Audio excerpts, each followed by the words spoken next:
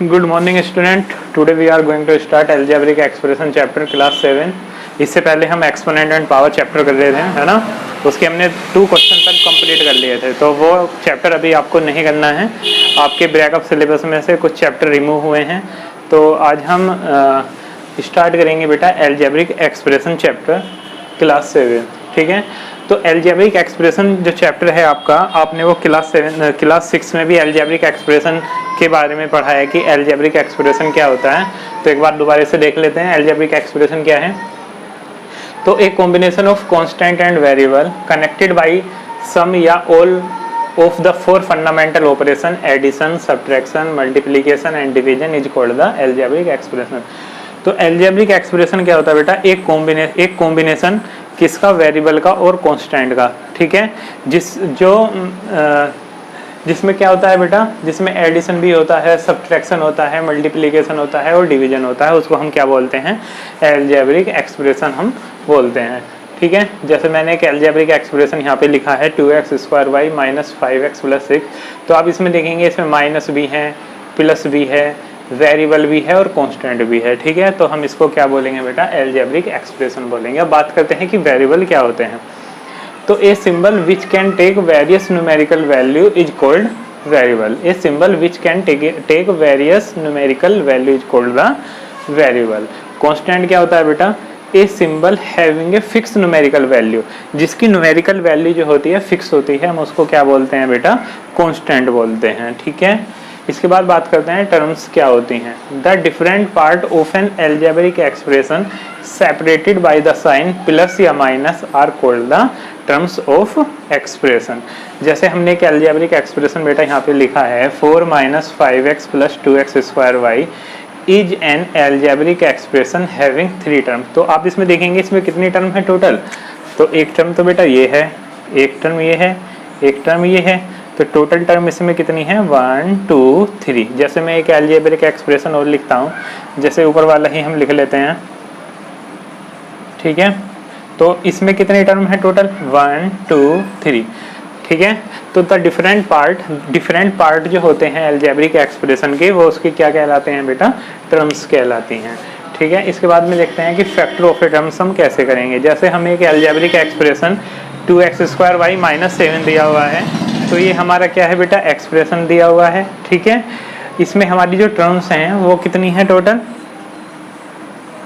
एक तो 2x² है और दूसरा कितना है, -7। यहाँ पे हमने इसके फैक्टर करे हैं, तो फैक्टर आप देखेंगे 2x², इसके फैक्टर क्या होंगे बेटा, एक तो 2 होगा, ये यहाँ पे x² लिखा हुआ है। x² का मीन्स क्या है कि x में x की जब हम मल्टीप्लाई करते हैं तो हमें x² मिलता है। तो यहाँ पे हमने x इंटू x, इसके फैक्टर होंगे x² के, y का क्या होगा, y होगा, -7 तो -7 ही रहेगा। अब यहाँ पे आप देखें हमने एक अलजेब्रिक एक्सप्रेशन और यहाँ पे लिया है 5x² माइनस 7xy हमने लिया है बेटा। तो यहाँ पे ये तो हमारा अलजेब्रिक एक्सप्रेशन हो गया। यहाँ पे इसमें टर्म्स कितनी हैं, एक तो 5x² है, दूसरा कितना है बेटा, -7xy है। ठीक है, तो यहाँ पे इसके फैक्टर अगर हम करते हैं तो देखो, एक तो हम 5 लिखेंगे, यहाँ पे x² लिखा हुआ है। x² का मीन्स क्या है यहाँ पे कि x इंटू एक्स, क्योंकि x में जब हम x की मल्टीप्लाई करेंगे तो x² बनेगा। यहाँ पे इसके फैक्टर करें तो एक तो -7 होगा बेटा, एक x होगा और दूसरा क्या होगा, यहाँ पे y होगा। तो इस टाइप से हम फैक्टर कर सकते हैं किसी भी अलजेब्रिक एक्सप्रेशन के। पहले उसमें क्या करेंगे, हम टर्म्स निकालेंगे। ठीक है, उसके बाद हम उसके फैक्टर कर सकते हैं, और हम इसको क्या बोलते हैं, इसको हम ट्री डायग्राम बोलते हैं। क्या बोलते हैं बेटा, ट्री डायग्राम। ठीक है, तो अलजेब्रिक एक्सप्रेशन आप समझ गए हैं। अलजेब्रिक एक्सप्रेशन क्या होता है, जिसमें वेरिएबल होते हैं, कांस्टेंट होते हैं, और जो सब्ट्रैक्शन, मल्टीप्लिकेशन और डिवीजन से कनेक्ट होता है, उसको हम अलजेब्रिक एक्सप्रेशन बोलते हैं। इसके बाद हमने वेरिएबल देखा। वेरिएबल क्या होते हैं, वेरिएबल बेटा वो सिंबल होते हैं जिनकी न्यूमेरिकल वैल्यू जो होती है डिफरेंट, अलग अलग हो सकती है, उसको हम क्या बोलते हैं, वेरिएबल बोलते हैं।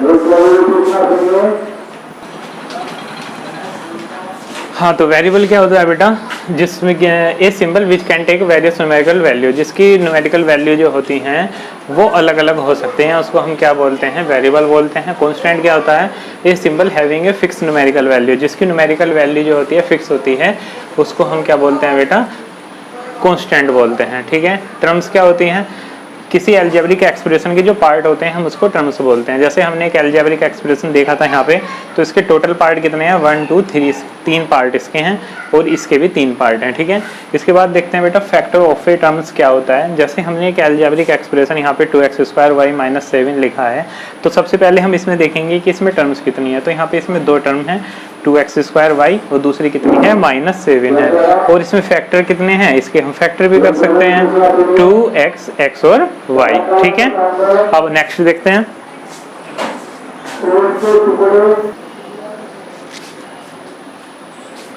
इसके बाद देखते हैं स्टूडेंट कोएफिशिएंट क्या होते हैं। तो the coefficient of a term of an algebraic expression may be the numerical या वेरिएबल फैक्टर ऑफ बोथ या बोथ, यानी कि कोएफिशिएंट जो होते हैं बेटा वो न्यूमेरिकल वैल्यू भी हो सकती है और वेरिएबल भी हो सकती है, ठीक है।